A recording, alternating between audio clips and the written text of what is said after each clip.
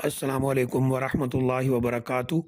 الحمد للہ رب العالمین والصلاة والسلام علی اشرف الانبیاء والمرسلین نبینا محمد وعلی آلہ واصحابہ اجمعین، اما بعد۔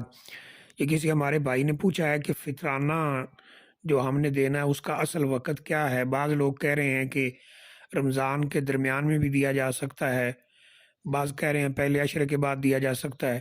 دیکھیے، یہ دونوں باتیں صحیح نہیں ہیں۔ فطرانے کا اصل وقت جو ہے وہ عید کا چاند نظر آنے سے لے کر عید کی نماز سے پہلے پہلے ادا کرنا ہے۔ یعنی عید کا چاند جب نظر آ جائے گا تو عید والی رات جو ہے اس میں، اور آگے پھر عید والے دن نماز ادا کرنے سے پہلے پہلے یہ ادا کرنا ہے۔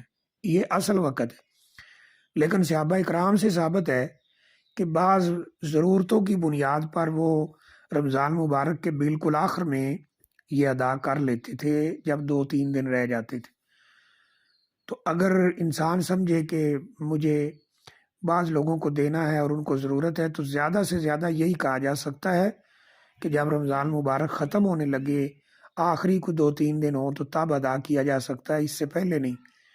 کیونکہ یہ فطرانہ جو ہے یہ روزوں کے اندر جو کمی کوتاہی ہو جاتی ہے اس کے ازالہ کے لیے ہوتا ہے، اس کو اللہ تعالیٰ اس کے ذریعے معاف کر دیتے ہیں۔ تو وہ روزوں کے آخر میں ہی ہونا چاہیے۔ یہ بات جو کی گئی کہ جب مرضی دے دیں، شروع میں دے دیں یا درمیان میں دے دیں یا ایک عشرہ کے بعد دے دیں یا 2 عشرہ کے بعد دے دیں، یہ بات بالکل درست نہیں ہے۔ یہ فطرانہ جو ہے رمضان مبارک کے بالکل آخر میں ادا کیا جائے۔ اصل یہ ہے کہ جب عید کا چاند نظر آ جائے تب سے لے کر اس کو عید کی نماز سے پہلے پہلے، کیونکہ اس میں افضل یہی ہے کہ جنس دی جائے، وہ گندم ہو یا چاول ہو یا جو ہو یا کشمش ہو، جو جس ملک میں بطور غذا چیز استعمال ہو سکتی ہے وہ دی جا سکتی ہے۔ ہمارے ہاں گندم چاول ہے، دیا جا سکتا ہے۔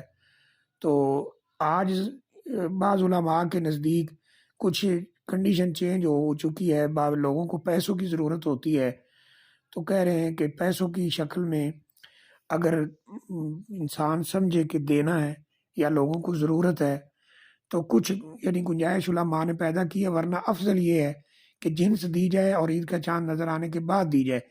لیکن اگر ضرورت محسوس ہو کہ جن کو دینا ہے تو پھر بھی یہی زیادہ سے زیادہ کہا جا سکتا ہے کہ رمضان مبارک کے آخر میں دیا جائے۔ واللہ اعلم بالصواب۔